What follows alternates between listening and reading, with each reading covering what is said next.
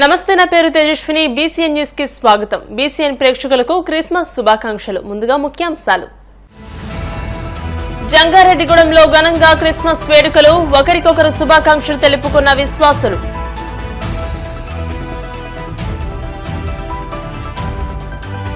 గుంటూరులో హెల్మెట్ వినియోగంపై వినూత్న రీతిలో అవగాహన.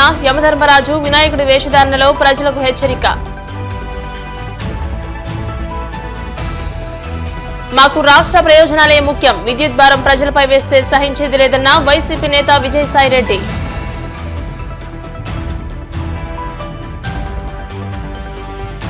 ఆహార భద్రతా బోర్డుకు టీటీడీ ఆమోదం. తక్కువ ధరకే నాణ్యమైన ఆహారం అందిస్తామన్న ఈవో శ్యామలరావు.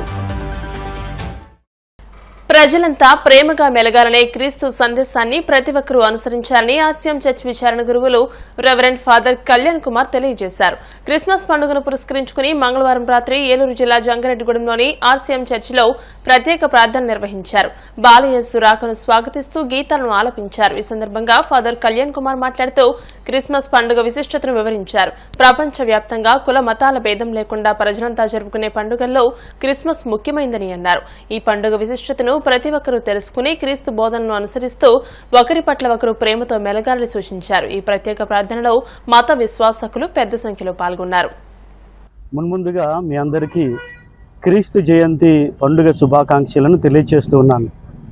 నేను ఫాదర్ కళ్యాణ్ కుమార్, యేసు తిరుహృదయ ఆర్సీఎం దేవాలయం నుంచి నేను మాట్లాడుతూ ఉన్నాను. ఈ రాత్రి యేసు జన్మించిన ఆ పర్వదినాన్ని, ఆయన పుట్టినరోజు పండుగను మేము కొనియాడటానికి అర్ధరాత్రి విశేషంగా దేవాలయంలో సమావేశమై ప్రార్థనలు చేయడం జరుగుతుంది. ప్రపంచంలోనే పెద్ద ఎత్తున చేసేటటువంటి పండుగలలో క్రిస్మస్ పండుగ చాలా గొప్పది. జాతి, మతం, కులం, ప్రాంతం ఇలాంటి భేదభావం లేకుండా అందరూ కూడా సంతోషంగా జరుపుకునే పండుగ కూడా ఇదే.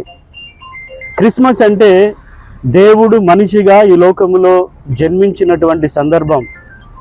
దేవుని కృప మానవాళి మీద కుమ్మరించబడిన సందర్భం కూడా ఇదే. మనిషి యొక్క రక్షణ కన్యగర్భములో జన్మించి మానవుడిగా ఆయన లోకంలో జన్మించి తద్వారా ప్రపంచానికి మానవాళికి రక్షణను దయచేశాడు. పాపాంధకారంలో ఉన్నటువంటి మానవుడిని, చీకటిని పారద్రోలి తన వెలుగుతో నింపుతూ ఉన్నాడు, తన ప్రేమతో నింపుతూ ఉన్నాడు. విశ్వసించిన వాళ్ళందరినీ రక్షించటానికి ఆయన విచ్చేసి ఉన్నాడు. ఈ క్రిస్మస్ అంటే మరో భాషలో ప్రేమ పండుగ అని కూడా మనం పిలుస్తాం.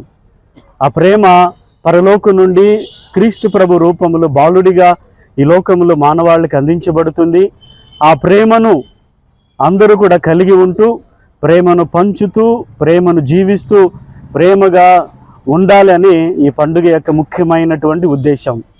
దీన్ని ఈరోజు మేమందరం కూడా కొనియాడుతూ సంతోషంగా జరుపుకుంటున్న ఈ సందర్భంలో మీ అందరికీ ఆ చిన్నారి బాలయేసు యొక్క దీవెనల ఆశీర్వాదాలు మీ మీద, మీ కుటుంబాల మీద కుమ్మరించబడాలని మనసారా కోరుకుంటూ క్రీస్తు జయంతి పండుగ శుభాకాంక్షలను అందజేస్తున్నాను. అందరికీ హ్యాపీ క్రిస్మస్.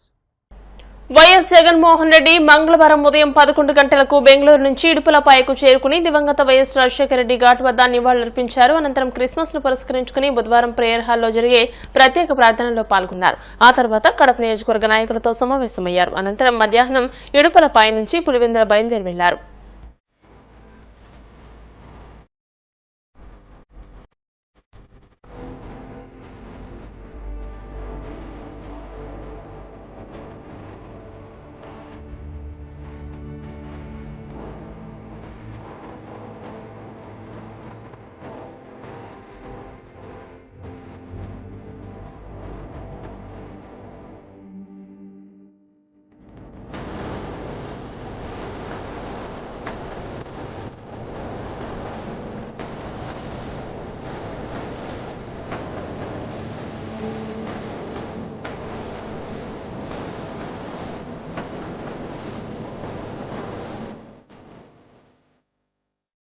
హెల్మెట్ వినియోగంపై అవగాహన కల్పిస్తూ గుంటూరు పశ్చిమ ట్రాఫిక్ పోలీసులు వినూత్న కార్యక్రమానికి శ్రీకారం చేపట్టారు. సిఐ సింగయ్య ఆధ్వర్యంలో గుంటూరు హిందూ కాలేజ్ సిగ్నల్ వద్ద ఈ కార్యక్రమాన్ని చేపట్టారు. హెల్మెట్ ధరించకుండా నిర్లక్ష్యం చేస్తే విలువైన ప్రాణాలు కోల్పోతారని యమధర్మరాజు వేషంలో ఉన్న వ్యక్తి వాహన చోదకులను హెచ్చరించాడు.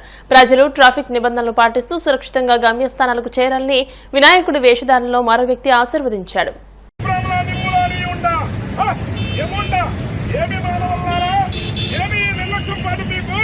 తమకి హెల్మెట్ లేకుండా మీరు ప్రయాణం చేసినట్టు మీకు ఎంత ప్రమాదకరమో మీకు తెలుసా? మన పాటున మీకు ఏదైనా ప్రమాదం జరిగితే మీ కుటుంబ సభ్యులు ఎంత ప్రమాదం, మీ తోటి వారికి కూడా ప్రమాదమే. ఇక నుంచైనా హెల్మెట్ ధరించము, సుఖంగా ఇంటికి ప్రయాణం చేయము. లేనిచో హెల్మెట్ లేనిచో నా భాష మీ వెంటనే తిరుగుతుంది ఈ అమ్మ పూరికి తీసుకువెళ్ళటానికి. ఇకనైనా హెల్మెట్ పెట్టుకుంటావా లేదా నరకానికి వస్తావా? హెల్మెట్ పెట్టుకుంటావు, దీర్ఘాయుష్మాన్ భవ. ప్రజలందరూ కూడా ప్రతి ఒక్కరు కూడా హెల్మెట్ ధరించాలి, సుఖమైన ప్రయాణం చేయాలి. మీ కొరకే మన ట్రాఫిక్ వ్యవస్థ వారంతా కూడా మనకి ఈ ఒక కార్యక్రమం నిర్మించారు. నన్ను ప్రయోగాల గురించి కూడా పిలిపించారు. ఇకనైనా హెల్మెట్ ధరించండి, సుఖంగా ప్రయాణం చేయండి. లేనిచో నా యమ కోసము మీ వెంటనే వస్తుంది, గమనించండి. అమ్మో కోనసీమ తిరుమలగా వర్ధిల్లుతున్న వాడపల్లి శ్రీ వెంకటేశ్వర స్వామి ఆలయంలో బుధవారం ప్రత్యేక పూజలు నిర్వహించారు. వెంకటేశ్వర స్వామికి మంగళ వాయిద్యాలను శ్రీ స్వామి అమ్మవార్లకు మేలుకొలుపు సేవను నిర్వహించిన అనంతరం స్వామికి ఐశ్వర్యలక్ష్మి హోమాన్ని జరిపించారు. శ్రీ స్వామి అమ్మవార్ల వసంత మండపంలో అష్టోత్తర పూజలను అర్చకులు నిర్వహించగా ప్రత్యేక అలంకరణలో ఉన్న స్వామిని దర్శించుకుని భక్తులు తరించిపోయారు. ఈ మేరకు ఆలయ చైర్మన్ రుద్రరాజు రమేష్ రాజు, ఆలయ కార్యనిర్వహణాధికారి భక్తుల కోసం ప్రత్యేక ఏర్పాట్లు చేశారు. వైసీపీ మొదటి నుండి న్యూట్రల్ గానే ఉందని, తమకు రాష్ట్ర ప్రయోజనాలే ముఖ్యమని ఎంపీ విజయసాయిరెడ్డి స్పష్టం చేశారు. విద్యుత్ ఛార్జీల పెంపును ఖండిస్తూ వైసీపీ 27వ తేదీన చేపట్టనున్న పోరుబాట పోస్టర్ను మాజీ మంత్రులు గుడివాడ అమర్నాథ్, బోడి ముత్యాల నాయుడుతో కలిసి విజయసాయిరెడ్డి ఆవిష్కరించారు. ఈ సందర్భంగా విజయసాయిరెడ్డి మాట్లాడుతూ తన అనుభవాన్ని ప్రజలకు మోసం చేయడానికి చంద్రబాబు ఉపయోగిస్తున్నారని, పేదలపై మోయలేని భారాన్ని వేస్తున్నారని ఆగ్రహించారు.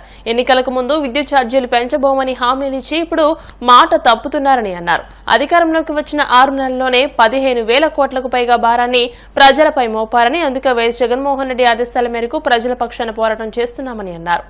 సంక్షేమాన్ని, ఈ యొక్క విద్యుత్ వినియోగదారుల సంక్షేమం కోసం మన ప్రతిపక్షంగా, ఒక నిర్మాణాత్మకమైనటువంటి ప్రతిపక్షంగా ఈ యొక్క కార్యక్రమం చేపట్టడం జరుగుతుంది.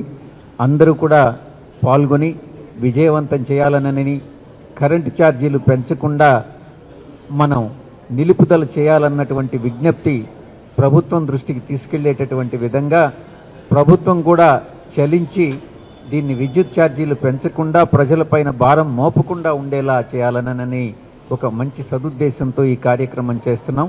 విజయవంతం చేయాల్సిందిగా విజ్ఞప్తి చేస్తా ఉన్నాను. వైఎస్ఆర్ కాంగ్రెస్ పార్టీ అధ్యక్షులు జగన్మోహన్ రెడ్డి గారు చాలా స్పష్టంగా చెప్పారు. పలు సందర్భాల్లో నేను కూడా పార్లమెంటులో చెప్పడం జరిగింది. మేము అటు ఎన్డీఏ సైడ్ కానీ, ఇటు ఇండియా కూటమి పార్టీల సైడ్ కానీ మేము లేము, మేము న్యూట్రల్గా ఉన్నాం, స్పీకర్ గారి చైర్కి ఎదురుగా కూర్చొని ఉన్నాం, మేము ఇటు కాదు మేము న్యూట్రల్ అన్నటువంటి విషయాన్ని చాలాసార్లు కూడా చెప్పడం జరిగింది. అదేవిధంగా ఇండియా పార్టీలో ఉన్నటువంటి కొన్ని లోపాలైతేనేమి, ఇటుపక్క ఎన్డీఏలో ఉన్నటువంటి విమర్శలైతేనేమి, పట్ల ఉన్నటువంటి విమర్శలైతేనేమి, వాటితో మనం అనుసంధానం కాకుండా మన వంతు ప్రజలకు మనం ఏం సేవ చేయాలి, ఆంధ్ర రాష్ట్ర ప్రయోజనాలే. ఎందుకనంటే మన రీజనల్ పార్టీ ఆంధ్ర రాష్ట్ర ప్రయోజనాలను కాపాడేందుకు అటు రాష్ట్రంలో కానీ, అటు నేషనల్ లెవెల్లో పార్లమెంట్లో కానీ వైఎస్ఆర్సీపీ పోరాడుతుందే తప్ప ఏ కూటమిలో చేరేటటువంటి ప్రసక్తి లేదు అన్నటువంటి విషయం చాలా స్పష్టం చేయడం జరిగింది. రేపు 27వ తారీఖున రాష్ట్ర వ్యాప్తంగా కూటమి ప్రభుత్వం పెంచినటువంటి విద్యుత్ ఛార్జీలని, వారి నిర్ణయాన్ని నిరసిస్తూ పెంచినటువంటి ఈ విద్యుత్ ఛార్జీలను తక్షణమే తగ్గించాలని చెప్పి ప్రభుత్వం మీద ఒత్తిడి తీసుకొచ్చేటువంటి దానికి రాష్ట్ర వ్యాప్తంగా ఉన్నటువంటి 175 నియోజకవర్గాల్లో కూడా వైఎస్ఆర్ కాంగ్రెస్ పార్టీ ప్రజల పక్షాన నిరసన కార్యక్రమాలకి పిలుపునిచ్చినటువంటి సందర్భం మీ అందరికీ తెలుసు. అందులో భాగంగా ఉమ్మడి విశాఖపట్నం జిల్లాకు సంబంధించినటువంటి ముఖ్య నాయకులందరితో కూడా పెద్దలు విజయసాయి రెడ్డి గారు ఇప్పుడే సమావేశాన్ని ఏర్పాటు చేసి రేపు 27వ తారీఖున నిర్వహించబోయేటువంటి ఈ కార్యక్రమానికి ఏ రకంగా విజయవంతం చేసేటువంటి దానికి దిశానిర్దేశం అంతా కూడా వారు చేయడం జరిగింది. ఏపీ సీఎం చంద్రబాబు సంపద సృష్టించడం లేదని దోచుకుంటున్నారని వైసీపీ నేత మాజీ మంత్రి అంబటి రాంబాబు పేర్కొన్నారు. తాజా రాజకీయ పరిణామాలపై మంగళవారం సాయంత్రం గుంటూరులో ఆయన మీడియాతో మాట్లాడుతూ కూటమి నేతలు ఎన్నికల సమయంలో ఎన్నో హామీలిచ్చి ఇప్పుడు విస్మరిస్తున్నారని ఆరోపించారు. ప్రజలపై చంద్రబాబు కసి తీర్చుకున్నారని, బాదుడే బాదుడు అంటూ 15,000 కోట్ల రూపాయల విద్యుత్ ఛార్జీల భారం మోపారని అన్నారు. రాష్ట్ర ఆదాయం పడిపోవడంతో రాజధాని పేరుతో 31,000 కోట్లు అప్పులు చేసేందుకు సిద్దమయ్యారని అన్నారు. తాము అధికారంలో ఉన్నప్పుడు స్మార్ట్ మీటర్లపై తప్పుడు ప్రచారం చేసి ఇప్పుడు వాటిని తిరిగి బిగించే కార్యక్రమాన్ని మొదలుపెట్టారని మండిపడ్డారు. వైసీపీ హయాంలో నిరుద్యోగ సమస్యను పరిష్కరించామని, తమ హయాంలో 30 లక్షల మంది నిరుద్యోగులకు ఉపాధి కల్పించామని, 1.34 లక్షల మందికి గ్రామ సచివాలయ ఉద్యోగాలు ఇచ్చామని గుర్తు చేశారు. ఎన్నికలకు ముందు అనేకమైన హామీలను ఇచ్చింది. సూపర్ 6 అని చెప్పి ఇచ్చిన ప్రతి హామీని నెరవేరుస్తామని చెప్పారు. అంతేకాకుండా ఓట్లేండి తమ్ముళ్ళు, మీరు ఓట్లేండి తమ్ముళ్ళు, విద్యుత్ ఛార్జీలు పెంచాం, పైగా తగ్గిస్తాం, గ్యారంటీ అని ఊరు వాడ వెళ్ళి బలపం గట్టుకెళ్ళి చెప్పారు చంద్రబాబు నాయుడు గారి నాయకత్వంలోని కూటమి. మొత్తం తగ్గించేసేస్తాం, చంద్రబాబు నాయుడు గారు అధికారంలోకి రాగానే తగ్గించేస్తాం, జగన్మోహన్ రెడ్డి గారి కాలంలో విపరీతంగా పెంచేశారు అనేటువంటి మాట చెప్పారు. దాంతోపాటు ఏమన్నారంటే అసలు మమ్మల్ని ఎన్నుకోండి, సంపద సృష్టిస్తాం, సంపదను సృష్టించి ఈ రాష్ట్రాన్ని అద్వితీయంగా పురోగతిలోకి తీసుకువెళ్తాం అనేటువంటి మాట చెప్పారు. ఇవాళ ఏం జరుగుతుంది? 6 నెలల్లోనే మొత్తం చంద్రబాబు నాయుడు గారి నిజస్వరూపం బయటపడిపోయింది. ఇచ్చిన మాటను దేన్ని కూడా నెరవేర్చడు చంద్రబాబు నాయుడు గారిని. పూర్వం మాట ఉంది, అది మర్చిపోయి ఓట్లేశారు. అదే స్వామి చెబుతారు, ఓడ మీద ఉన్నప్పుడు ఓడ మల్లయ్య అంట, ఓడ దిగిన తర్వాత బోడి మల్లయ్య అంట. అలాగే రేవు దాటిన తర్వాత తెప్ప తగలేసినట్టుగా, అక్కడ దిగిన తర్వాత అల్లుడు చేసినట్టుగా ఇవన్నీ చంద్రబాబు నాయుడు గారికి ఉండేవి. అవన్నీ మర్చిపోయి ఈయన మాటలు నమ్మి ఓట్లు వేస్తే ఇవాళ జరుగుతుంది ఏంటి అని అడుగుతా ఉన్నా. కరెంటు ఛార్జీలు తగ్గించారా? తగ్గించకపోతే తగ్గించకపోయారు. అలా అట్టి పెట్టారా పెంచుకోకుండా? అది లేదు. విపరీతంగా ఛార్జీలు పెంచేటటువంటి కార్యక్రమం చేస్తున్నారు. బాదుడే బాదుడు, ఇది చంద్రబాబు నాయుడు గారి డైలాగ్ గుర్తుందా మీకు? ఇంతకుముందు బాదుడే బాదుడు, బాదుడే బాదుడు అని చెప్పుకొచ్చాడు. ఇవాళ సావబాదుడు, ఇవాళ బాదుడే బాదుడు. 6 నెలలకే ఇవాళ 15,485 కోట్ల రూపాయలు ప్రజల మీద భారం వేశారు. నవంబర్లో 6,000 కోట్ల బిల్లు, అలాగే వచ్చే నెల నుంచి 9,412 కోట్ల రూపాయలు పెంచేటటువంటి కార్యక్రమం. విద్యుత్ వినియోగదారుల మీద, గృహ వినియోగదారుల మీద 25% నుంచి 55% అర్ధంతరంగా పెంచేసి ఇవాళ చంద్రబాబు నాయుడు గారు ప్రజలను కసి తీర్చుకునేటువంటి కార్యక్రమం చేస్తున్నాడు. ఇది చాలా దురదృష్టకరమని మనవి చేస్తున్నా. అంతేకాదు ఇంకొక విషయం చెప్తా ఇక్కడ మీకు. స్మార్ట్ మీటర్లు బిగిస్తున్నాం వైఎస్ఆర్ కాంగ్రెస్ పార్టీ అధికారంలో ఉన్నప్పుడు. స్మార్ట్ మీటర్లు బిగిస్తే రైతులకు అన్యాయం జరిగిద్ది అన్నారు. అలా స్మార్ట్ మీటర్లు పాల్గొట్టేమన్నాడు.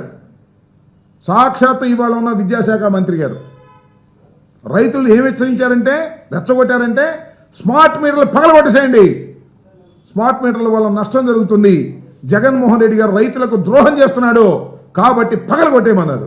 వాళ్ళు ఏం చేస్తున్నారండి నాకు అర్థం కాలే. మళ్ళా ఇవాళ స్మార్ట్ మీటర్లు బిగించేటటువంటి కార్యక్రమం చేస్తున్నారా లేదా ఈ ప్రభుత్వం? ఇవాళ దానికి సమాధానం చంద్రబాబు నాయుడు గారు చెప్పాలంటున్నా. చంద్రబాబు నాయుడు గారే కాదు, స్మార్ట్ మీటర్లు పెడితే పగలగొట్టేయమని రైతులను రెచ్చగొట్టినటువంటి నారా లోకేష్ గారు దీనికి ఏమి సమాధానం చెప్తారో ఇప్పుడు చెప్పాలని కూడా ఈ సందర్భంగా నేను మనవి చేస్తున్నా.